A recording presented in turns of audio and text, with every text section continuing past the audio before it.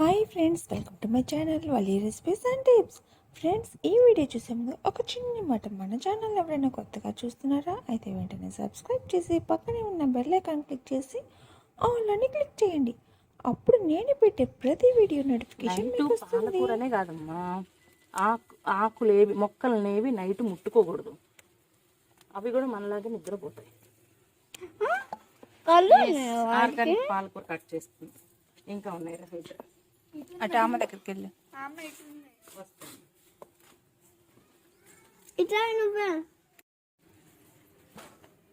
Okay ఇంకా cut చేద్దాం. Fresh పాలకూరతో పాలకూర కాదు, ఎస్ పాలకూర పన్నీర్.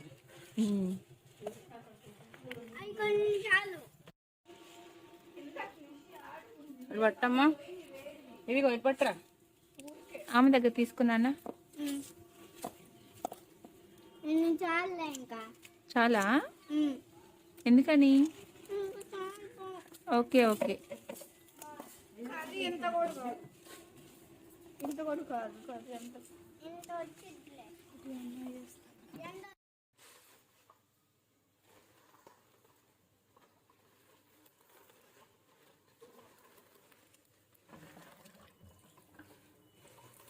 ఈ పాలకూర మొత్తాన్ని ఎక్కువ వాటర్లో బాగా కడుక్కొని, మట్టి అది ఏమీ లేకుండా 2 times కడుక్కొని ఒక చెద్దెలు గిన్నెలో వేసుకుందాం. ఒకసారి కడిగిన తర్వాత నీళ్ళన్నీ వంపేసి మరలా ఇంకొకసారి కడిగేసి, ఆ తర్వాత ఈ పాలకూర మొత్తాన్ని ఇలా ఒక చిల్లుడు గిన్నెలో వేసేసుకుంటే ఇందులో ఉన్న వాటర్ అంతా పోతుంది కదా.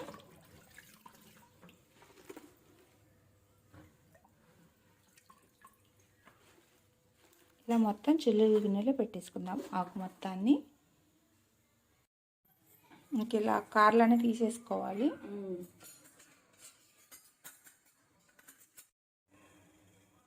వాటర్ బాగా బాయిల్ అవ్వాలి.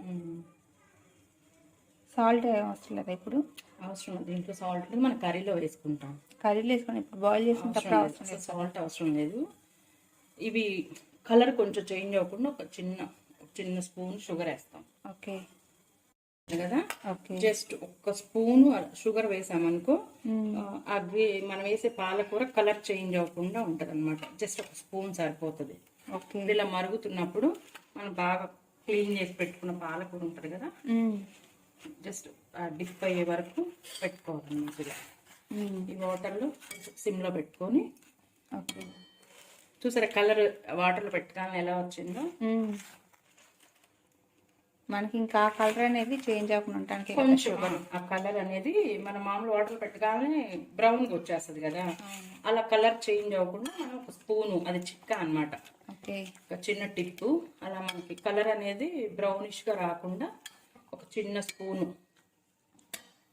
షుగర్ వేస్తే మనకి మంచి కలర్ ఉంటుంది అనమాట. ఇలా చూసారు కదా బాయిల్ అవుతుంటే ఒక్క నిమిషం అలా మూత పెట్టామనుకో బ్రౌన్గా అయిపోతుంది మూత పెడితే. అందుకని మనం ఇలాగే బాయిల్ చేసుకోవాలి. బాయిల్ చేసుకుంటే సరిపోతుంది అనమాట. ఓకే, స్ట్రైనర్ పెట్టుకొని ఇలా స్ట్రైనర్లో వేసుకున్నాము. ఇప్పుడు మనం ఎలా బాయిల్ అయిందో ఎలా తెలుస్తుంది మనకి?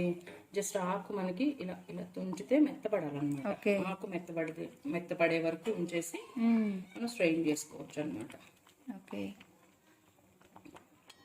మెత్తపడింది కదా, ఇంకా గ్యాస్ ఆఫ్ చేసి జస్ట్ ఒక 1 minute ఉంచుదాం. కొంచెం అట్లా మంచిగా, ఎందుకంటే ఆ పచ్చి వాసన అనేది ఉంటుంది. మనం ఈ వాటర్ని వేస్ట్ చేస్తున్నాం అనుకోకుండా మనం రసం, సాంబార్ అలాంటి వాటర్లో వాడుకోవచ్చు అనమాట. ఈ వాటర్ని ఓకే, సూప్స్లో కానీ అట్లా వాడుకోవచ్చు. స్టోర్ చేసుకొని ఇమీడియట్ గా కాకపోయినా కొంచెం స్టోర్ చేసుకొని పెట్టేసుకొని నెక్స్ట్ డే అయినా సరే రసం, సాంబారు, సూప్, వెజిటేబుల్ సూప్ లో కానీ అలాంటి వాటికి వాడుకోవచ్చు అనమాట. ఇవి మనం ఇప్పుడు ఇది స్ట్రెయిన్ చేసేసుకున్నాం. స్టవ్ ఆఫ్ చేసి, ఎందుకంటే అయిపోయింది ఆకులు, జస్ట్ పచ్చి వాసన పోవడం కోసం ఆపేసి.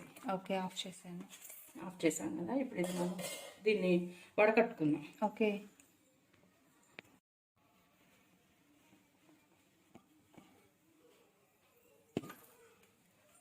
ఇలా మనం గరిటతో వేసుకోవచ్చు. ఆ వాటర్ని వేస్ట్ చేయకుండా అలాగే ఉంచేసుకోవచ్చు మనం. ఓకే, అవి చల్లారి చల్లారి పెట్టుకొని మనం తర్వాత వాడుకోవచ్చు. అయ్యో ఇవి వేస్ట్ అయిపోతుంది అని అనుకోకుండా వాష్ చేసి వేసుకున్నాం కాబట్టి ఇబ్బంది లేదు. ఆల్రెడీ నీట్గా మన ఇంట్లో పండింది కదా, అదే ఒక వాష్ చేసి వేసాం కదా నీట్గా. ఇలా ఆకులన్నీ తీసేసుకొని దీన్ని ఇప్పుడు మనం చల్లార్చుకోవాలన్నమాట. ఓకే, చల్లారిన తర్వాత మిక్సీ పట్టుకుని మిగతా ప్రాసెస్ చేసుకుందాం. ఈలోపు పన్నీర్ వేయించుకోవడం అదంతా మనం ప్రాసెస్ చేద్దాం. ఓకే, వేసుకొని పన్నీర్ ఏంటంటే నెయ్యిలో వేయించితే చాలా బాగుంటుంది. ఓకే, చాలా మనం పన్నీరు జీడిపప్పు వేయించుకుంటే కొంచెం హీట్ అయిన తర్వాత జస్ట్ ఇవి జీడిపప్పులు వేయించేసి తీసుకున్నాం. ఓకే, హీట్ అయిపోయింది. ఓకే,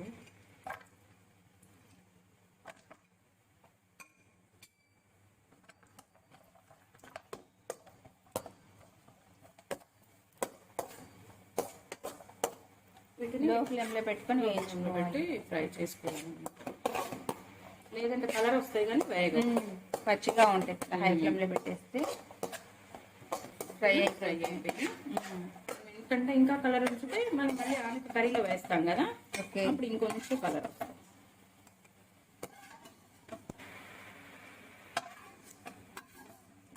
పీసెస్ని ఇంకా నెయ్యి ఏమి యాడ్ చేయాల్సిన అవసరం లేదు.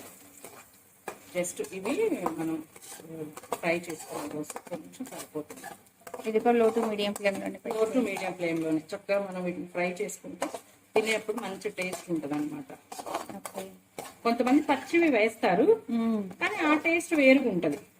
నేతిలో వేయించుకుంటే బాగుంటుంది. కొంచెం నెయ్యిలో కొంచెం అలా షాలో ఫ్రై లాగా చేసుకుంటే మంచి టేస్ట్ ఉంటుంది అనమాట. త్వరగా పీసెస్ కూడా అవ్వవు. కర్రీలో వేసి కలిపితే మనం ఇలా వేయించలేదు అయిపోతుంది కదా, డైరెక్ట్ మనం ఫ్రై చేయకుండా వేస్తే మొక్కలు అట్లా పేస్ట్ లాగా అయిపోతుంది అనమాట. మనం కొంచెం ఇలా జస్ట్ నెయ్యిలో అలా కొంచెం కలర్ చేంజ్ అయ్యే వరకు వేయించుకుంటాం. రెండు వైపులా ఇలా రావాలన్నమాట. ఓకే, అలా వస్తే పీస్ చాలా టేస్ట్ ఉంటుంది తినేప్పుడు. ఇలా కలుపుకుంటూ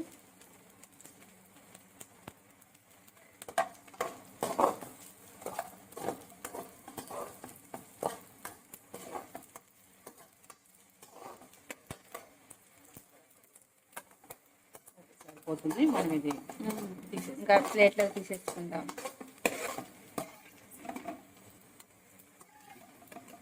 స్టవ్ ఆఫ్ చేద్దాం. ఓకే, మనం నెక్స్ట్ ప్రాసెస్ చూస్తున్నాం.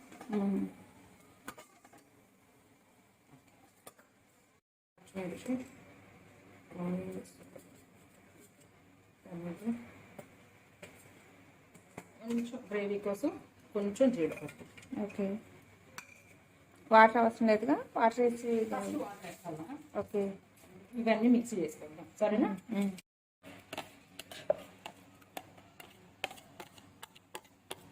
వాటర్ వేయకుండానే వాటర్ ఏమక్కర్లా. ఆనియన్, టమాటో, పచ్చిమిర్చి, ఒక 4 జీడిపప్పు టేస్ట్ కోసం. పేస్ట్ వేసుకున్నాం. ఉడకబెట్టి చల్లార్చుకున్న పాలకూర, బాయిల్ చేసి చల్లార్చుకున్న పాలకూర, దీన్ని మిక్సీ వేసుకొస్తాం. పేస్ట్ వేసుకున్న పాలకూర చూసారా ఎంత మంచి కలర్ వచ్చిందో. ఇంకా దీంట్లో కూడా వాటర్ ఏమి యాడ్ చేయాలి? వాటర్ ఏమి అవసరం లేదు. జస్ట్ ఆ బాయిల్ చేసుకొని చల్లార్చుకున్న పాలకూర చూడండి ఎంత మంచి కలర్ ఉందో. ఇది మనం ఒక చిన్న స్పూన్ షుగర్ వేసాం కదా, అందువల్ల మనకి అంత కలర్ఫుల్గా కనిపిస్తుంది అనమాట.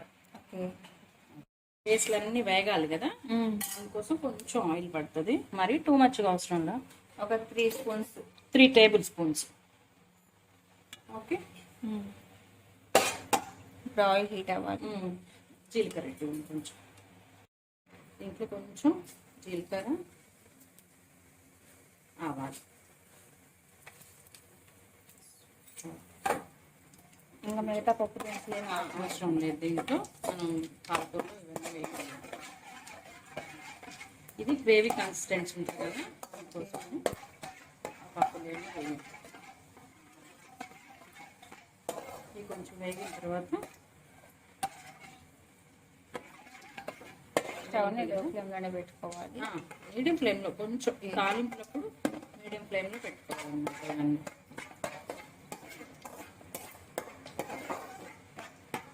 కొంచెం ఆవాలు చుట్టుపట్లాడాక పచ్చిమిర్చి, ఆనియన్,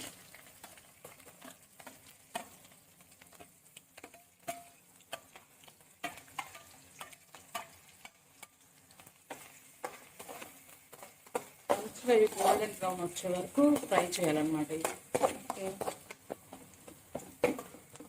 ఇది బాగా ఫ్రై చేసుకోవాలి. మీడియం ఫ్లేమ్లో పెట్టి ఫ్రై చేసుకోవాలి.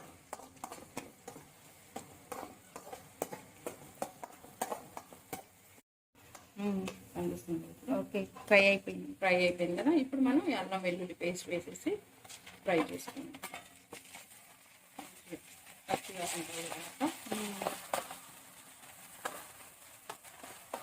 దీంతో పాటు ఒక చిన్న స్పూన్ పసుపు కూడా యాడ్ చేద్దాం కొంచెం. ఓకే, అల్లం పేస్ట్ పచ్చిగా పోయే వరకు మంచిగా ఫ్రై చేసుకొని నెక్స్ట్ ఇప్పుడు మనం ఇవన్నీ పచ్చివాసన పోతే ఆల్రెడీ మనకి పేస్ట్ చేసుకున్నాం కదా, ఆనియన్, టమాటో, పచ్చిమిర్చి, జీడిపప్పు, అవును, దాన్ని వేయించుకొని దాన్ని ఫ్రై చేసుకున్నాం. ఓకే ఓకే, మన క్వాంటిటీ మనకు కావాల్సిన గ్రేవీని బట్టి మన క్వాంటిటీ తీసుకోవచ్చు. కొంచెం అడ్డు ఇట్టుగా అయినా ఏం పర్వాలేదు. అవును, మంచిగా దీన్ని మీడియం ఫ్లేమ్లో పెట్టుకొని ఓకే, మనకి ఎంత గ్రేవీ కావాలి దాన్ని చూసి ఎక్కువ తక్కువ అనేది మన గ్రేవీని బట్టి ఇంక ఇంగ్రీడియంట్స్ వేసుకోవడం. ఆనియన్స్ అయినా టమాటాలు అన్ని కొంచెం అటు ఇటుగా అయినా ఏం కాదు.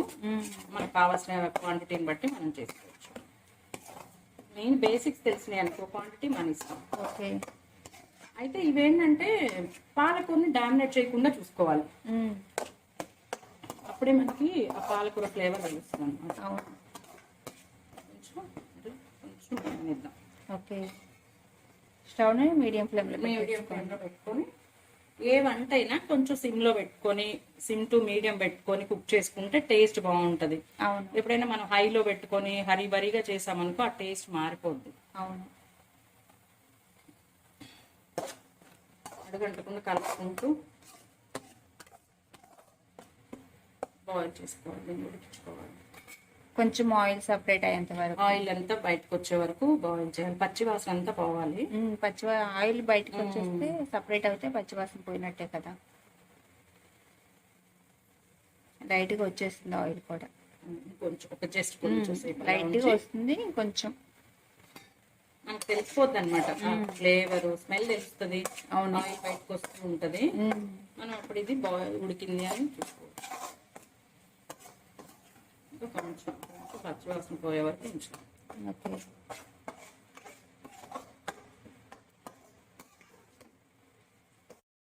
ఆయిల్ కూడా సపరేట్ అయిపోయింది కదా. ఆయిల్ సపరేట్ అయిపోయింది కదా, ఇది బాయిల్ అయిపోయింది అన్నమాట. ఇప్పుడు మనం పాలకూరని యాడ్ చేసుకున్నాం. ఓకే, ముందు మనం ముందు బాయిల్ చేసుకొని పేస్ట్ చేసుకున్నాం కదా, పాలకూరని యాడ్ చేసుకున్నాం. చూసారా ఎంత మంచి కలర్ వచ్చిందో. మంచిగా మిక్స్ చేసుకోవాలన్నమాట. చూసారా మన పాలకూర కర్రీ.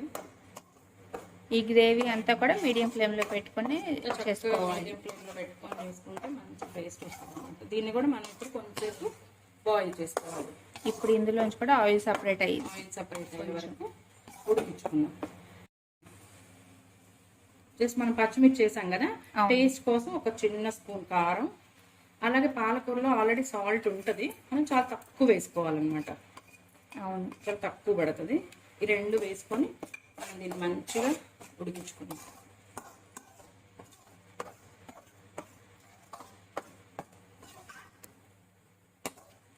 ఆల్రెడీ మనం పచ్చిమిర్చి వేసుకున్నాము కాబట్టి కారం కూడా ఎక్కువగా పట్టదు. కారం ఎక్కువ పట్టదు, దీనికి ఎక్కువ పచ్చిమిర్చినే వాడతాం మనం. కారం టేస్ట్ కోసం కొంచెం ఒక చిన్న స్పూను వేసుకుంటాం. చూసారా మన పాలకూర రెడీ అవుతుంది.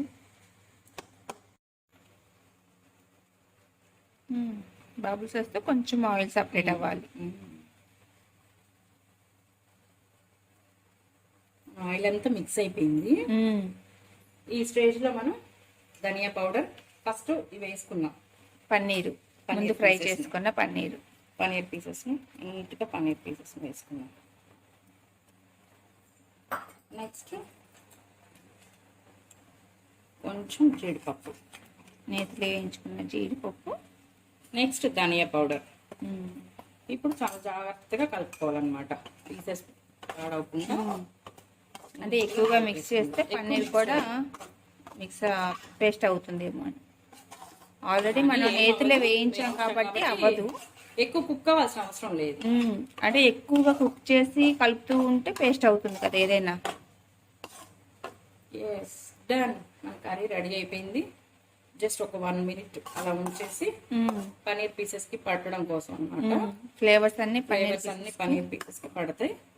ఈ స్టేజ్ లో మీరు ఉప్పు కారం అన్ని చూసుకోవచ్చు అన్నమాట. జస్ట్ మీకు ఏది సరిపోకపోతే అది మీరు యాడ్ చేసుకోవచ్చు. దీంట్లో కొంచెం స్పైసెస్ తక్కువ ఉంటేనే బాగుంటది అన్నమాట. చూసారు కదా, మంచిగా కుక్ అయింది. ఒకసారి ఫైనల్ గా కలుపుతున్నాం. మనం కర్రీ రెడీ అయిపోయింది. గ్యాస్ ఆఫ్ చేసుకొని మనం డిష్ అవుట్ చేసుకుందాం. Combination roti or chapati. Rice, roti, chapati దేంట్లోకైనా సూపర్ కాంబినేషన్ ఇది. పరాటా దేంట్లో అయినా హెల్దీ రెసిపీ ఇది. రెగ్యులర్గా తీసుకున్న మంచి ఐరన్, అలాగే కాల్షియం, మన పిల్లలకి ప్రోటీన్. ఓకే, పన్నీర్ ఏంటంటే ప్రోటీన్ అన్నమాట.